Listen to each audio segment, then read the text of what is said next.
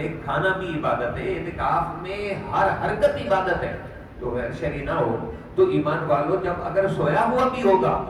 تو اعتکاف میں تھا تو سونا بھی عبادت تھا، تو لیلۃ القدر نے تو آنا ہی آنا ہے، تو یقیناً اس معتکف کے لیے یہ زیادہ آسانی اور چانسز ہے کہ اسے لیلۃ القدر کی سعادت جو ہے اللہ تعالیٰ عطا فرما دے۔ اس لیے ہم سب بھائیوں کو چاہیے کہ وہ 2 دنوں کے بعد وہ نعمت اور دولت جو اعتکاف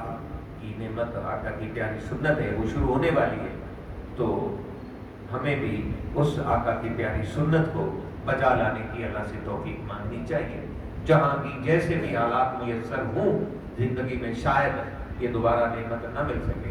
دیکھیے پچھلے رمضان میں ہمارے دوست محمد علی صاحب وہ ہمارے ساتھ رمضان المبارک میں موجود تھے اور آج وہ ہم میں نہیں ہے۔ اللہ تعالیٰ ہم سب کو اپنی اخروی زندگی کو کامیاب کرنے کے لیے، اسلام کی سنہری تعلیمات پر عمل کرنے کی